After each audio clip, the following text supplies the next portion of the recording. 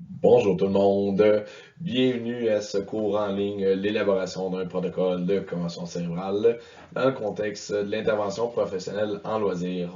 Mon nom est Marc-Antoine Doré et c'est moi qui vais vous guider pendant cette activité virtuelle. Donc, qui suis-je?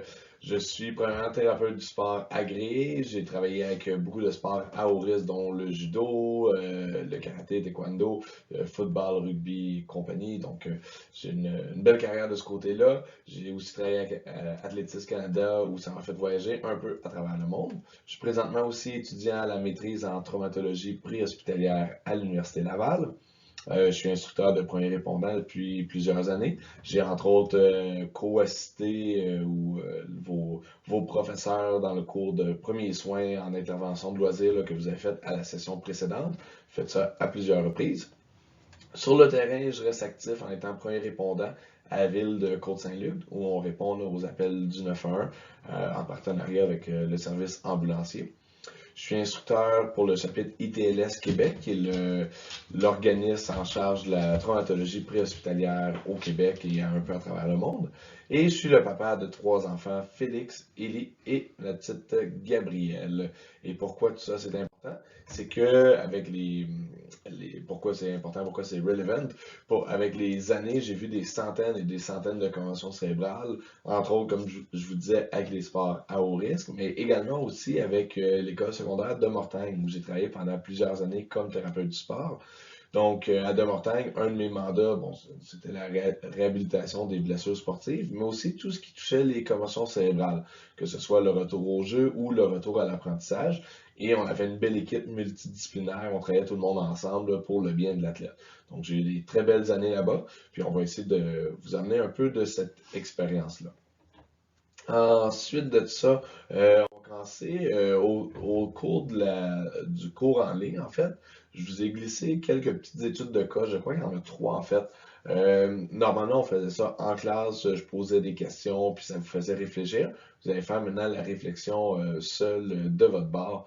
Donc, on a un joueur de football de 16-17 ans, là, mi-jet, dans le niveau 3A qui va subir une commotion cérébrale. Donc, ce que je veux vous regarder, le mécanisme de blessure, le quick look, donc de quoi il a l'air mon athlète à mon arrivée, quelles questions vous allez poser à l'arrivée au chevet de cet athlète. Donc, on fait un parallèle avec le cours précédent de la session dernière.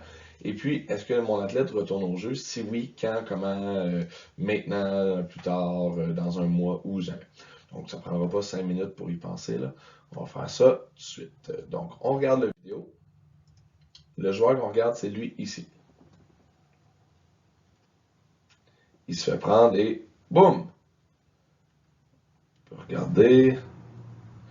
Il n'a pas l'air très très conscient. Oh, il revient à lui-même.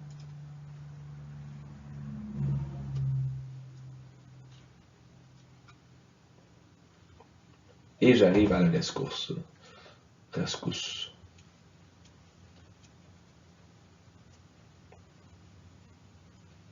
Oh, il essaie de s'enfuir. La vidéo va se terminer juste un petit peu trop tôt. Là, quand on finit par le relever, euh, le joueur se dirige vers le mauvais banc, en fait. Donc, ça en va vers le banc de l'équipe adverse. Puis on le ramène vers le droit chemin sur notre banc.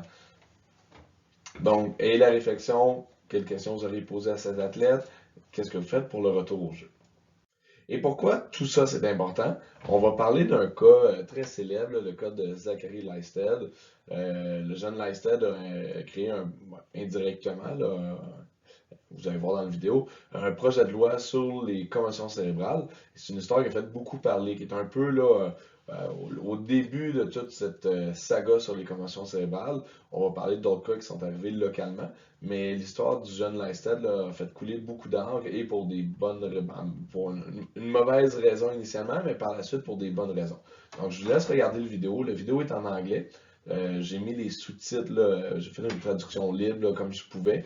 Donc, vous allez avoir les sous-titres en bas ici qui vont vous suivre tout le long. Je m'excuse s'il y a des erreurs. Donc, je crois que la vidéo dure à près 5 minutes. On regarde ça ensemble. C'est parti. 13-year-old Zachary Leisted Star athlete, popular teen, excellent student. But in this game, his life and the future of football would change forever. Watch again as Zachary makes a tackle. He clutches his head but doesn't lose consciousness. His coach examines him and takes him out for 2 plays. And then there's halftime. But then he's put back in, playing offense and defense for the third and fourth quarters. Now we're going to stand up, son. You're going to help me, okay? 1, 2. Now push up. Push up. Push up. Push up. Push up. Push up. This is Zachary a year later, trying to learn how to walk again. Zachary suffered a traumatic brain injury. His brain was bleeding. Zach's dad knew at the end of the game that something was wrong. Zachary started shaking his head, and it was concerning. You know, I walked up to him. I said, "Well, what's up, dude? What's going on?" And he was like, "Daddy, my head, it hurts real bad. It hurts real bad." And you know, I kind of knew that there was something real bad going on just because he was calling me daddy. You know, couldn't kind of hold himself up. We were going to sit him down, and he was saying, "Daddy, don't do this. Don't set me down. My head hurts really bad. It hurts really bad." And it was just the pressure that was going on in his brain from the bleed. And the last thing he said was, "Daddy, I can't see." And that's when he lost consciousness and went to the ground and was suffering the effects of his strokes. Surgeons had to remove 2 parts of Zach's skull to relieve the swelling. He was in a coma for over a month and couldn't speak for 9 months. For 20 months, he couldn't chew food. He had to learn how to walk again and speak. After months of intense therapy, he had a communication breakthrough.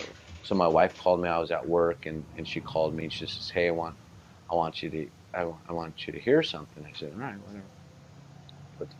She put the phone up to Zach, and Zach was like, "Oh," and it was very low, and not very forceful, but, "Oh, yeah." And then it was like, "Oh, ah, oh, love, oh, you," and it was pretty powerful. 5 years later, following more intense therapy, Zach walked with his high school class. Yeah, extremely proud of that moment for my son, to show the kids what he's done. He's now in community college, taking 1 class at a time. He still has therapy several hours a day. Zach's injury was preventable. If Zach had just been taken out of the game and remained out, he'd be like any other kid at age now 20. But Zach's life is entirely different because of a very simple precaution that could have been taken. Now, that precaution is being taken thanks to the Lystedt Law, named after Zachary and signed by former Washington Governor Christine Gregoire in 2009. According to the law, athletes under 18 who are suspected of having a concussion are removed from a game and not allowed to return until cleared by a medical professional. 48 states have passed the law. It also has the support of the NFL. I'm making a difference. I'm making a difference in not only other people's life, but my own life, because it brings me joy to see that what I've made is making a difference in other people's lives, and that is what I think God put us on this earth to do, is make a difference. Step one more time. Oh, that's awesome, Zach. Push yourself. I'm positive my son wouldn't be as good as he is today if we didn't have the financial means to take care of him. In 2009, the family settled with the Tahoma School District for $14.6 million, money expected to pay for Zach's care the rest of his life. In the last 7 years, Zach's therapy has cost nearly $2 million. That includes $365,000 for 12 months of therapy at the Center for Neuroskills, $285 an hour for physical therapy, and $1,800 a week for speech therapy. In 2013, Zach's therapy bills may reach $200,000. Zachary goes through hundreds of thousands of dollars a year to maintain the amount of therapy that he needs to get better. Having a larger limit, holding people responsible for their responsibility, has made it so that Zachary will be able to continue his therapies, will continue to increase in his mobility and get that opportunity for his socialization, the things that he does deserve, the things that were taken from him in that injury. If there's no accountability, then there's no responsibility. And no hope for Zach to continue his progress and share his story. If you suspect a concussion, it's tell someone. Just because if someone would have done that for me, I wouldn't be here talking about this subject, and I wouldn't be in the position I am right now. Good. Donc, cette histoire-là, comme je disais, a fait couler beaucoup d'angles. Vous l'avez vu dans la vidéo, a même influencé un projet de loi. Mais on a eu des histoires similaires plus proches de chez nous. Entre autres, la jeune Rowan qui est décédée à Ottawa en 2013. Elle avait une commotion cérébrale en pratiquant le rugby. Elle jouait dans 2 équipes. Elle allait faire une deuxième partie avec son autre équipe. Elle est décédée malheureusement des suites d'un autre impact à la tête. Elle avait texté ses amis pour dire oui, je vais venir. Headaches won't kill me. Les maux de tête ne me tueront pas. Plus proche encore, on avait à l'Université Bishop un joueur d'origine manitobaine, Kwasny, qui avait un avenir prometteur. Malheureusement, là, ça s'est terminé avec un trauma à la tête mal géré, disons. Aux États-Unis, Preston Verities, qui a eu un handicap sévère, c'était le joueur parfait. C'est ce qu'on voit dans les films américains. Malheureusement, elle finit intubée aux soins intensifs, des multiples convulsions à chaque jour, un handicap sévère pour le reste de ses jours. Donc, c'est des choses qu'on va essayer de prévenir ensemble. Vous avez un rôle plus important que ce que vous pensez en loisir. C'est pour ça qu'aujourd'hui, dans les autres capsules, on va parler de c'est quoi une commotion cérébrale, c'est quoi un TCC versus un ETC. Donc, on va mélanger toutes ces lettres-là, ces acronymes-là. Et on va parler du protocole de prise en charge de la commotion cérébrale que vous allez devoir créer. Et je vais faire une dernière capsule sur le protocole que j'utilisais, moi, à l'école secondaire de Mortagne, que j'ai aidé à créer. Et ça va vous donner une bonne idée pour le futur. Donc, on part avec ça. Fin de la première capsule. La suite à venir bientôt. Merci tout le monde.